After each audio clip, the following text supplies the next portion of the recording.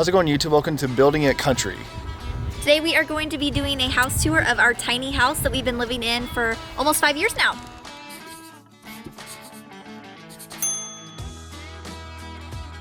So this is the outside of the house. It definitely fits our style, which is the country living.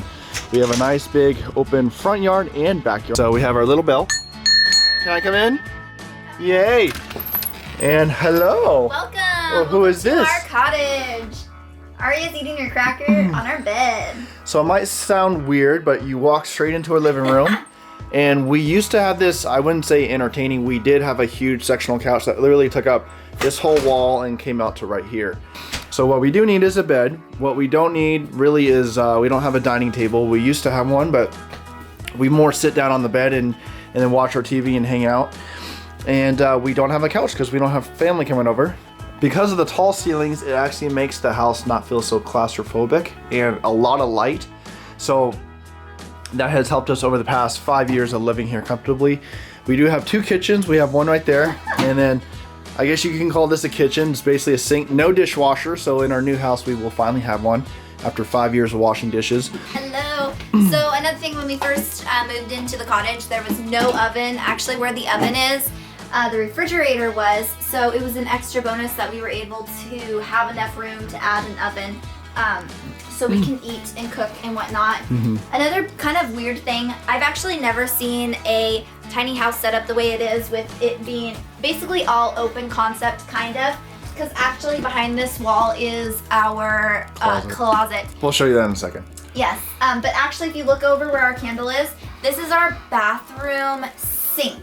Which, as you can see, our toilet and shower is nowhere to be seen. Yep. So that was kind of a random way our cottage was built. And this is actually less than 400 square feet. A few things that we did, of course, hanging the TV on the wall saves a lot of room, especially with down here. We used to have, hi baby girl, say hello baby girl.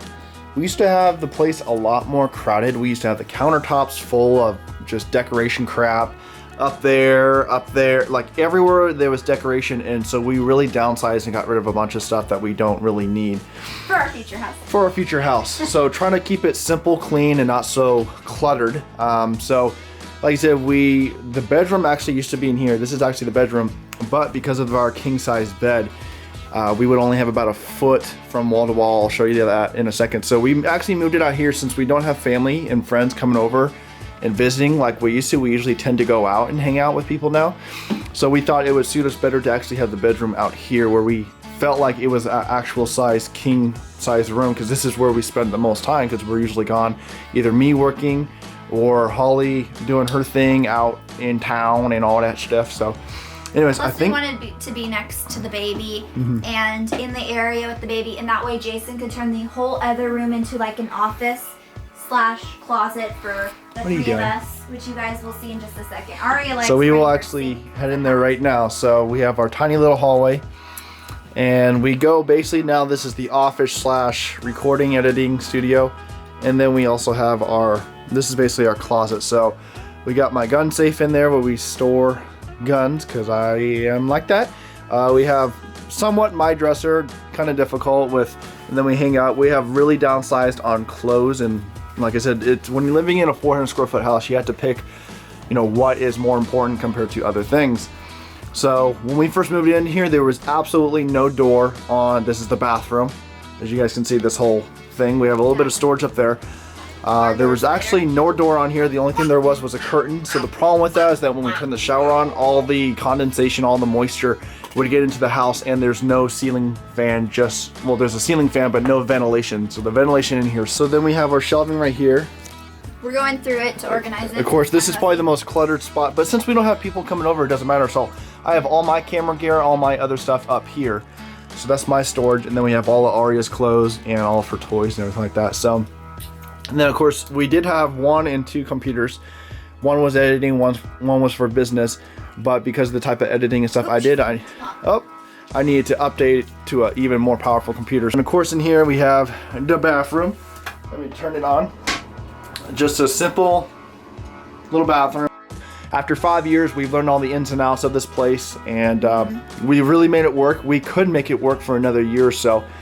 But it is time for us to move out, especially with the business growing and then our family growing. Garage. No garage. I've ran my business. I can't show you. I have these. Basically, it's a little 5x6, 7 shed that you can buy at Home Depot. Oh, I'm sorry, you can buy at Walmart. And I basically ran my business out of 2 of those sheds. Landscaping business, and then also my enclosed trailers.